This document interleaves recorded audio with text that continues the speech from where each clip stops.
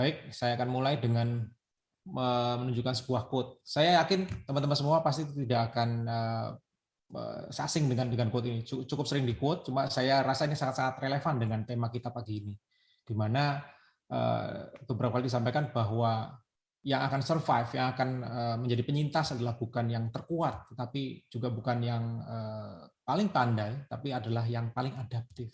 Ini sudah seringkali di-quote kepada Charles Darwin, dia diatribut ke Charles Darwin, cuma dalam beberapa iterasinya kemudian sudah dimodifikasi untuk lebih sesuai dengan zaman. Gitu. Topik ini menjadi relevan teman-teman ketika kita bilang kita perhatikan bahwa perubahan itu akan merupakan sebuah konsistensi ya, dia akan tetap sebuah konstan gitu. Nah ini terlihat bahwa memang terutama kita bicara dalam kapasitas sebagai perusahaan ini average lifespan-nya itu semakin lama semakin pendek gitu.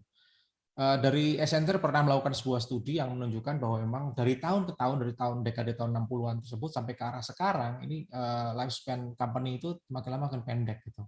Jadi rate perubahan itu semakin tinggi dan ini akan berimbas kepada bagaimana perusahaan harus berjalan dan harus memastikan sustainability-nya.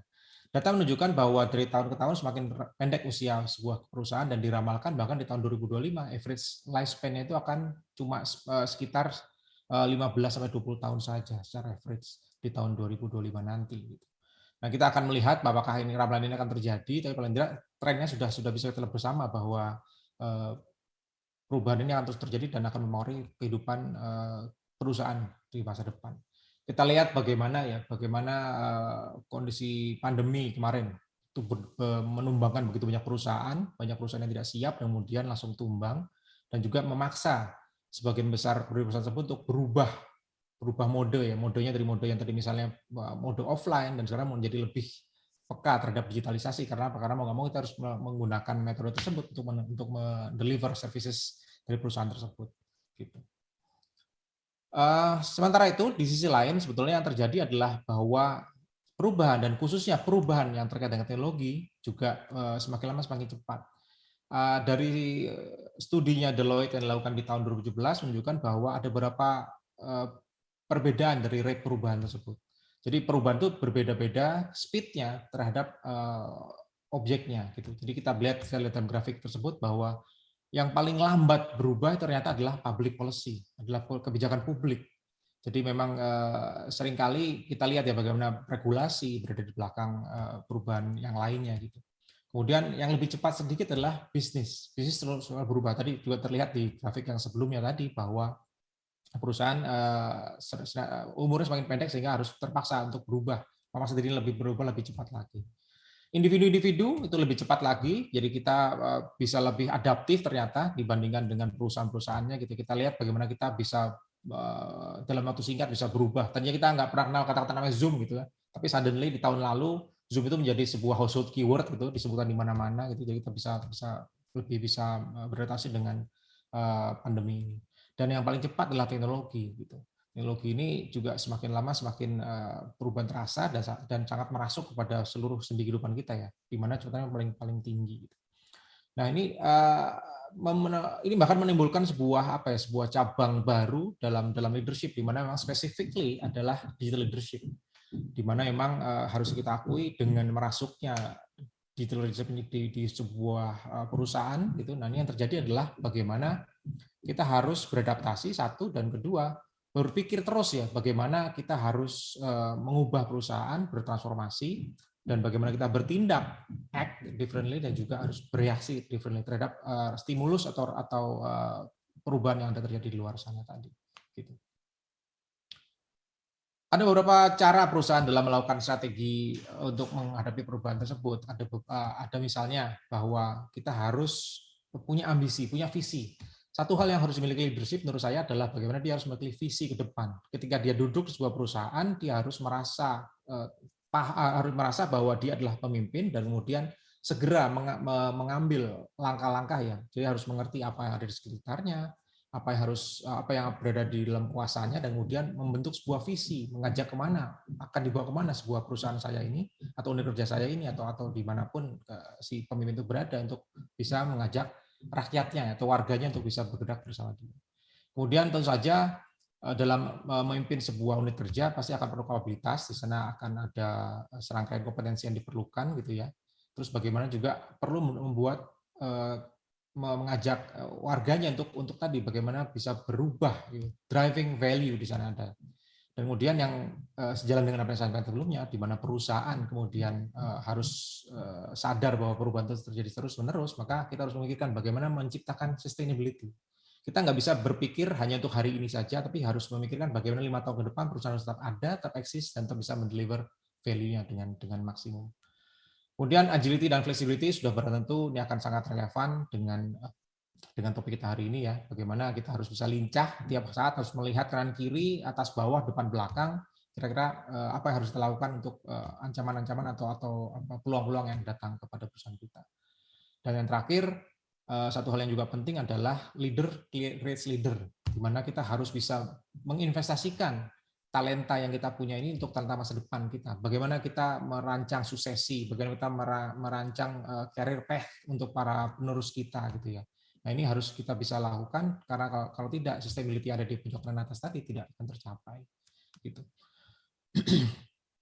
Nah, kalau kita bicara mengenai transformasi, teman-teman semua, menurut saya ini adalah sebuah kombinasi dari banyak hal ya. Tapi itu utamanya adalah satu adalah culture. Culture akan sangat terkait dengan item kedua yang namanya people. Jadi manusia itu akan menjadi suatu komponen penting dan seringkali itu menjadi komponen yang paling berat ya untuk ditransformasikan.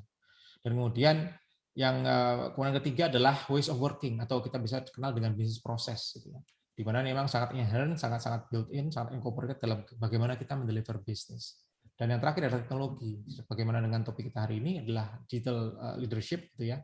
Nah ini teknologi mau nggak mau akan menjadi bagian kental juga dari transformasi. Empat inilah yang kemudian harus kita ramu, kita harus kita harus kongkok, gitu, bikin sebuah concoction untuk bisa memformulasikan strategi yang tepat seperti apalah yang akan kita bawa ke depan untuk membawa perusahaan ini lebih maju lagi dengan adanya perubahan dan ancaman yang baru tadi. Nah inilah menjadi penting untuk kami. Jadi kalau boleh saya sedikit sharing juga bahwa BRI itu kami memasuki fase kedua dalam transformasi besar kami. Kami juduli Revolution, itu kami mulai di tahun 2017 lalu. Dan ini baru saja kami rekalibrasi di tahun lalu. Di tahun ini juga kami coba tune lagi apakah masih sesuai dengan relevansinya di saat ini gitu ya. Nah, kami ada dua hal yang kami coba transformasi di sisi perusahaan ini gitu. Satu adalah bagaimana kami mengintroduksi yang kami sebut dengan hybrid bank business model. Specifically BRI punya keunikan menurut saya adalah karena kami mempunyai spektrum nasabah yang luar biasa besar. Di satu sisi kita tahu bahwa BRI sangat lekat dengan image sebagai bank rural gitu ya, bank yang berada di banyak tempat, terutama di daerah-daerah yang lebih marginal, lebih rural. Dan di sana kami punya nasabah yang sangat-sangat banyak, sangat-sangat besar dengan keunikan tersendiri di kebutuhan mereka ya, needs mereka akan berbeda. Di spektrum yang lain, di sisi satunya lagi adalah kami juga punya nasabah-nasabah yang sebut saja kami nasabah koperasi juga kami punya gitu. Dan juga untuk kalau kita bicara nasabah-nasabah individual, sebetulnya yang terjadi adalah kami juga punya nasabah-nasabah yang punya keunikan tersendiri juga. Misalnya kita sebut saja kami punya layanan namanya BRI Private ya. Itu kami sasar untuk para nasabah kami yang kami sebut sebagai ultra high net worth gitu. Nah, ini mereka tentu saja needs-nya akan berbeda dengan spektrum yang di seberangnya tadi ya, di mana memang masyarakat rural akan berbeda sekali setnya seperti yang kita tahu selama ini gitu. Nah, yang terjadi adalah kami harus mengcater kepada dua sisi tadi gitu. Di mana kami mencoba menggabungkan antara aspek-aspek layanan fisik di perbankan digabungkan dengan aspek-aspek layanan yang elektronik gitu ya, di mana memang dua hal tadi harus dikombinasikan untuk bisa memimpin perubahan ini di internal kami. Kami punya beberapa strategi, yaitu kami sebut dengan DC yang DC elektroniknya adalah bagaimana kami mempersiapkan kapasitas perbankan kami membekali dengan kekuatan-kekuatan yang bisa membawa kami ke arah digital. Misalnya kami punya dua aplikasi utama yang kami sebut dengan Brimo. Ini adalah aplikasi personal internet banking kami, mobile banking kami yang terus kami perkuat dan ke depan akan kami rancang sebagai aplikasi super app untuk perbankan BRI. Dan juga internally kami punya namanya Brispot. Ini adalah aplikasi loan origination. Jadi terkait dengan workflow internal kami, bagaimana kami bisa mengunderwrite kredit gitu ya. Ini dilakukan secara elektronik dengan aplikasi yang ada di handphone para relationship manager kami atau para mantri ya kalau di unit-unit kami. Selain itu kami juga mempersiapkan yang kami sebut dengan digital ecosystem. Jadi bagaimana kami juga berpartner. Kami sadar betul bahwa untuk maju ke dunia yang digital ini tidak akan mungkin kami maju sendirian. Kami juga menggunakan strategi di mana kami berpartner dengan banyak perusahaan-perusahahaan lain, terutama yang memang bergerak di bidang ini. Internally kami punya beberapa aplikasi juga kami siapkan. Ada pasar.id, ini bagaimana mengempower para pedagang-pedagang di pasar-pasar basah itu ya. Dan kami punya beberapa produk lain seperti Brimo Line untuk pasar LPG, dan kami bentuk ekosistemnya di mana kami menghubungkan antara supply chain yang ada dan memastikan bahwa semuanya needs mereka terjawab, satu, dan kedua mereka dapat bertransaksi menggunakan fasilitas elektronik dari Bank BRI. Partnership kami juga sebutkan tadi, ada kami bangun ya solusi-solusi dengan namanya API gitu ya. Nah ini kami sudah partnerkan dengan beberapa nama besar seperti Investri, Shopee, dan beberapa startup dan fintech lainnya. Gitu. Ini kami siapkan kapabilitas kami untuk bisa melayani mereka karena biasanya mereka sudah lebih maju dari si customer experience ya. Mereka punya aplikasi yang sudah lebih banyak dikenal segala macam. Nah kami tidak ingin menghilangkan karakteristik tersebut dari aplikasi mereka, tapi kami pilih untuk berpartner dengan mereka. Dan selain itu yang berikutnya adalah kami juga membuat produk-produk baru yang kami rasa akan lebih sesuai dengan perubahan yang ada. Kami punya digital loan products, ini ada beberapa, ada di Ceria, ini untuk di nasabah BRI. Kami juga punya anak usaha yang kami sebut dengan Bank Raya, dulu mungkin dikenal dengan BRI Agro, ya di sana ada Pinang, ini pinjaman tenang, jadi semacam online loan gitu, online loan organization yang bisa dilakukan secara mandiri oleh para nasabah kami dengan menggunakan app. Kami juga punya digital saving yang bisa memudahkan nasabah atau calon nasabah bahkan untuk membuka rekening dengan kami tanpa perlu datang ke cabang kami. Ini kami ramu menjadi sebuah kapabilitas digital gitu ya. Di lain pihak, kami juga tidak bisa melupakan nasabah-nasabah kami yang masih belum se-digital savvy itu, di mana kami juga masih punya dan masih mengandalkan network kami yang cukup luas di Indonesia. Kami punya sekitar 9 ribuan outlet, ada punya 220.000 e-channels ya, ada ATM, CRM, dan sebangsanya. Ditambah juga dengan mungkin kalau teman-teman semua pernah lihat di pinggir-pinggir jalan gitu ya, di daerah-daerah yang lebih dalam, lebih terpencil, mereka ada namanya agen briling. Ini adalah solusi layanan laku pandai kami atau branchless banking ya, di mana kami berpartner dengan sekitar 500 ribuan agen atau nasabah kami dan juga beberapa partner kami lainnya gitu ya. Ini bagaimana mendeliver layanan kami tanpa perlu membuat sebuah outlet fisik. Jadi ada punya EDC, ada juga yang menggunakan mobile phone gitu ya, smartphone. Nah, kami bisa mendeliver layanan kami melalui para agen tersebut dengan model fee sharing. Dan juga kami punya yang mantri tadi, relation managers kami, loan officers kami sekitar 37.000 yang kami terus bekali dengan kemampuan untuk menjadi financial advisor ya. Jadi kami berdak ya tadinya bicara mengenai loan, tapi kami kemudian bekali teman-teman tersebut dengan kemampuan yang lebih dari itu. Jadi lebih ke arah bagaimana memberikan solusi bisnis, bagaimana mempertemukan dengan supply chain yang ada, dan memaksimalkan lingkaran nasabah kami internal untuk bisa saling menghubungkan bisnis-bisnis yang ada. Nah, kami komunikasi yang kedua ini, nah kami perkuat juga dengan kami sebut dengan brain, di mana inilah kekuatan data analytics kami ya. Kami we are sitting on top of a huge amount of data. Misalnya bicara CIF, kami punya unique ID itu sekitar 137 juta nasabah.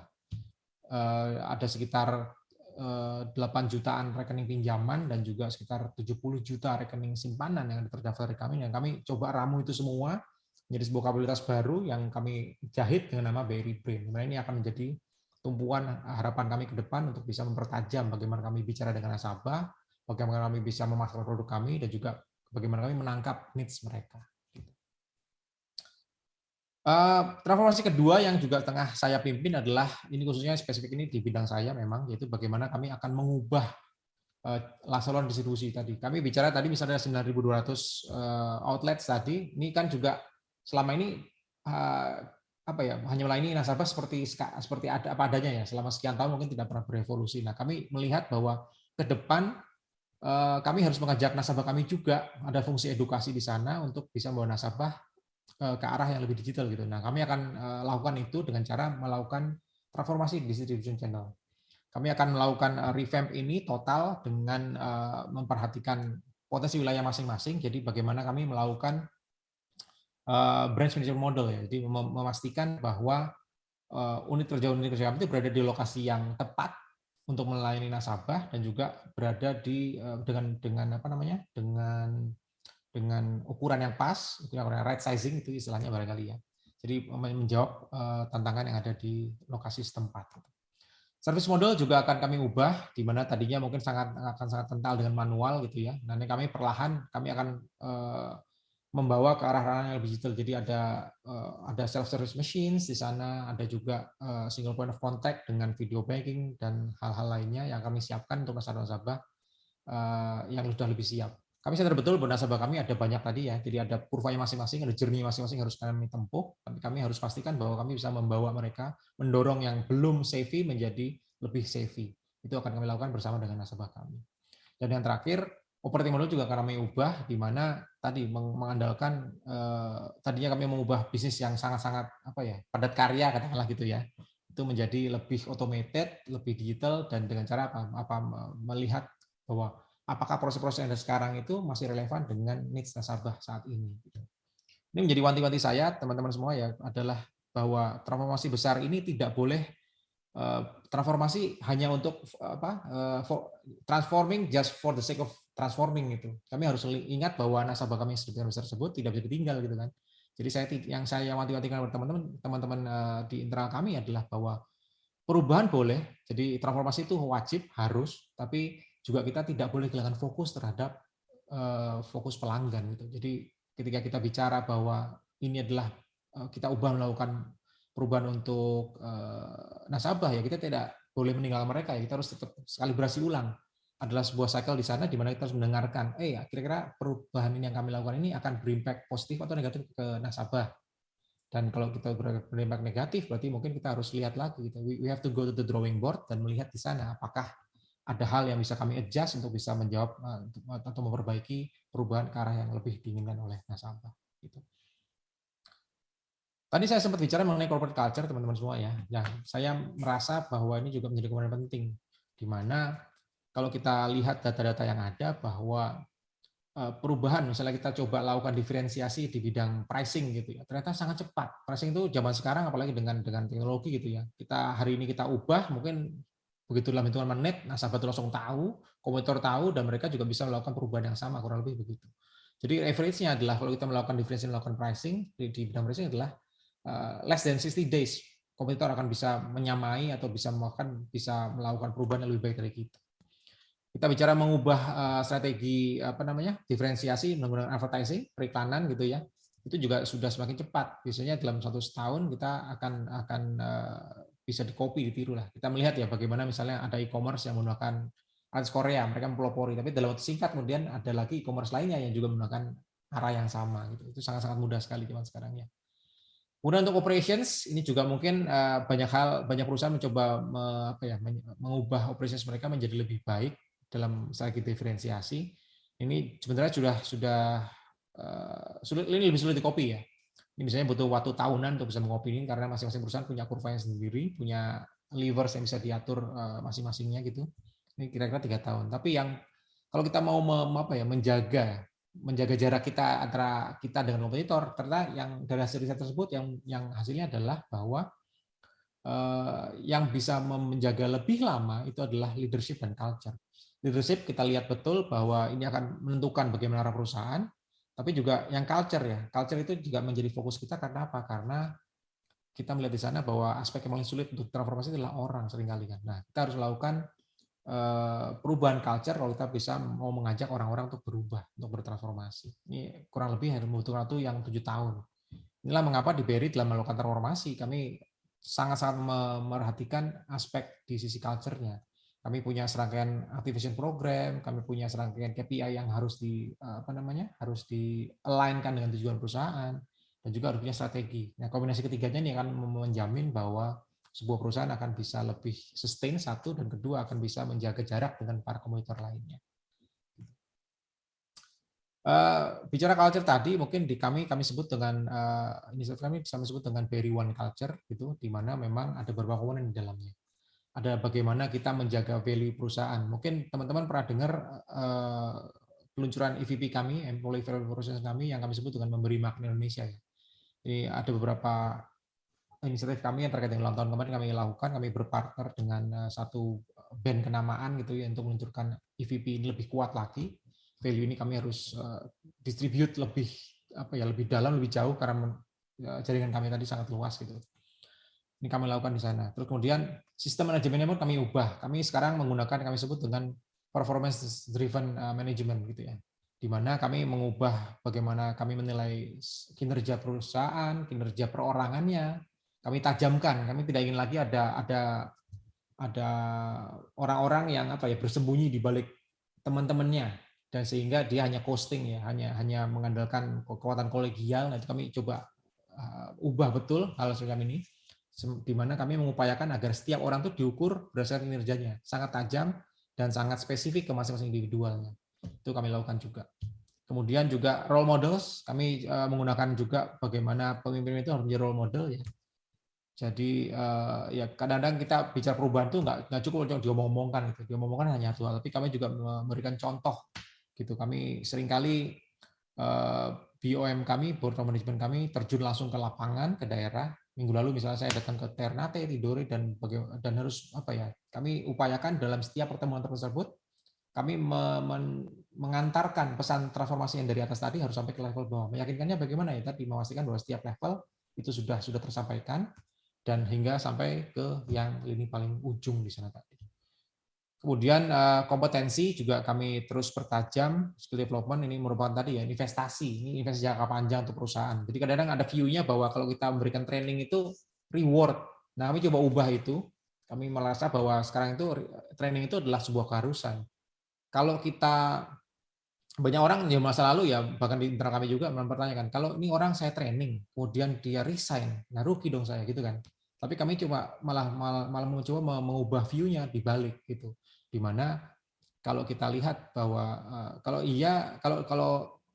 sebaliknya gimana kalau orang ini nggak saya training nih, saya biarkan dia seperti apa adanya, kita tidak perkaya dia dan dia malah nggak kemana-mana, dia nggak resign gitu. Akhirnya yang terjadi apa? Kita tidak pernah, perusahaan secara korporat tidak mendapatkan manfaat yang barunya gitu, tidak mendapatkan baru, tidak mendapatkan advantage baru dari perubahan yang akan terjadi gitu kan. Nah, ini semua kami ramu menjadi sebuah performance driven culture. Kami coba upayakan culture ini bagaimana bisa terdeliver sampai ke ujung, dan ini kami rasa ini akan sangat-sangat mendukung kami untuk mendapatkan business performance yang bisa ditunjukkan dengan hasil-hasil kami secara korporasi belakangan ini. Dan terakhir, seperti saya sampaikan tadi, ini mungkin akan saya tutup dengan sebuah quote ya, bahwa buat customers itu dia nggak banyak peduli apa yang kita omongkan, tapi mereka tidak akan lupa apa yang akan kita lakukan untuk membuat mereka merasa satisfied dengan layanan kita. Ini penting karena seringkali transformasi itu sebuah effort besar ya teman-teman semua ya. Ada banyak pihak yang terlibat, mungkin lintas divisi, lintas direktorat dan segala macam. Nah ini kadang-kadang yang terjadilah kita hilang, kita lupa dalam hiruk-pikuk tersebut ada sebuah suara customer, suara nasabah yang harus kita dengarkan, dan kita harus pastikan bahwa apa yang kita lakukan tadi tidak mengubah feeling mereka terhadap perusahaan kita. Mereka harus tetap bisa menikmati layanan yang sama, bahkan harusnya lebih baik, dan juga kita tidak boleh melupa menyiapkan bahwa apa yang harus kita perubahan-perubahan ke depan tadi itu harus senantiasa kita cocokkan dengan needs mereka gitu. Itu mungkin teman-teman semua yang bisa saya share di hari ini.